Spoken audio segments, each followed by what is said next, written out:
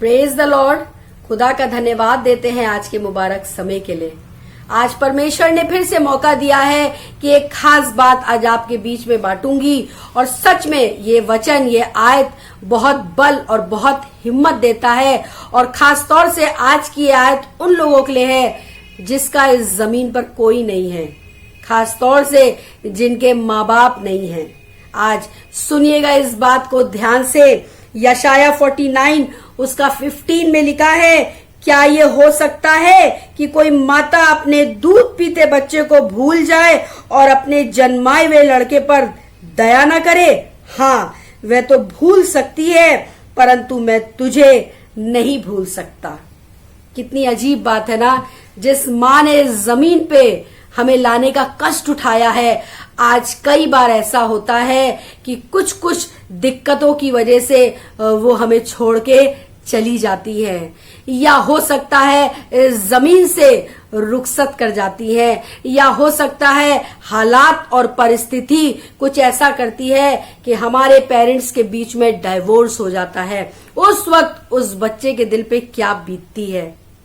लगता है सब कुछ छिन गया, छूट गया सब कुछ।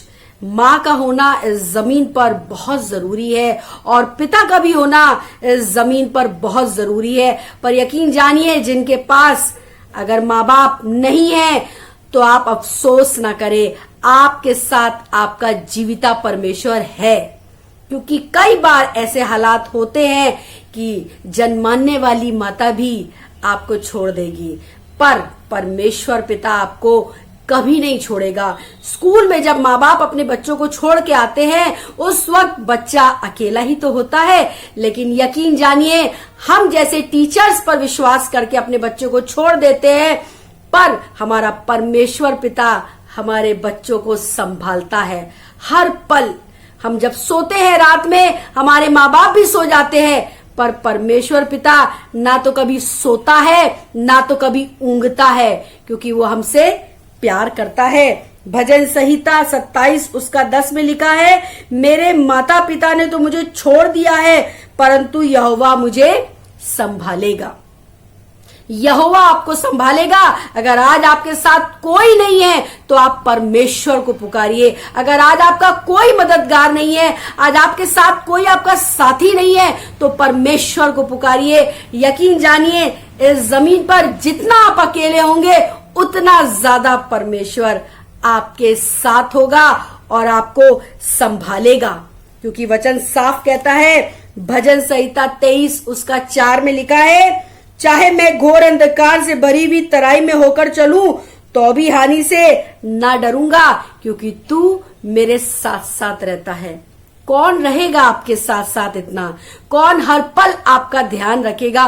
कहीं ना कहीं तो आप अकेले खड़े होंगे, पर उस वक्त आप यकीन जानिए, अगर आपका ईमान परमेश्वर पर है तो आप अकेले नहीं है, परमेश्वर आपके साथ है। अगर आज कोई सोच रहा है कि इस जमीन पर मैं अकेला हूं या मैं अकेली हूं, कोई मेरा साथ नहीं दे रहा, पर परमेश्वर आपके साथ है।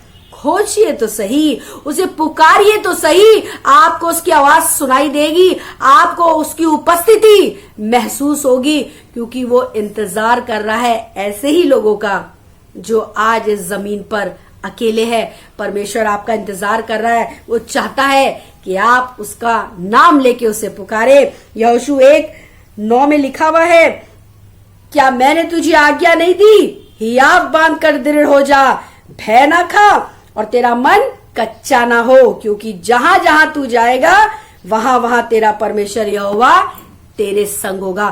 कहीं भी जाइए अकेले, कुछ भी परेशानी में अगर फंस भी गए ना, यकीन जानिए, जो कोई परमेश्वर पे विश्वास करता है, परमेश्वर उसके साथ वहां वहां उपस्थित रहेगा।